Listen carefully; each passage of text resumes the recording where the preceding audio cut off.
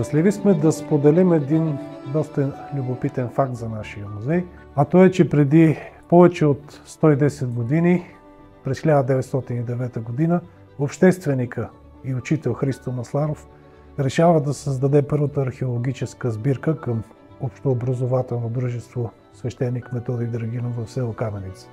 Този факт показва, че в района Северозападните Родопи нашият музей е един от първите, които поставят началото на изследването и запазването на нашето културно наследство.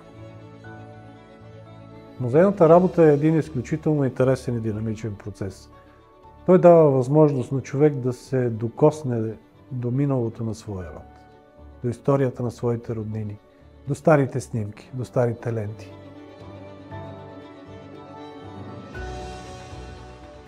Предизвикателствата на времето не са пречка, която може да ни затрудни в нашата работа.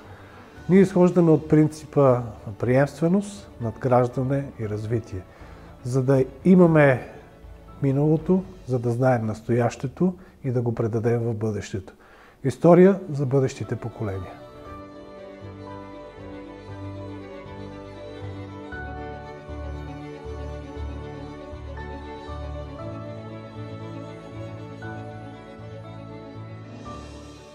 С много усърдие и професионално отношение успяхме да запазим един сравнително драматичен елемент от нашата история. Това е историята с името на Велинград.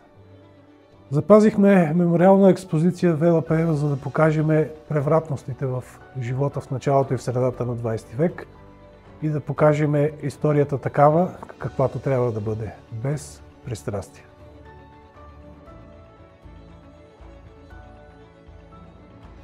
Акцент в нашия музей това е живота и дейността на големия български талант, оперния певец Николай Гюров.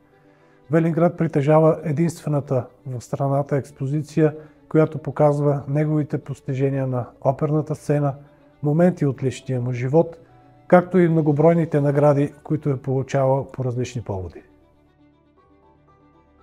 Исторически музей Велинград притежава една от най-богатите колекции – великденски писани яйца, и тя е отворена за посетители 12 месеца в годината. Имаме в нашите фондохранилища повече от 1200 уникални екземпляра, ръчно изработени, а нашите посетители могат да направят приликата и да видят разликите между българското и между европейското украсяване на великденско писано яйце с восък и писалка.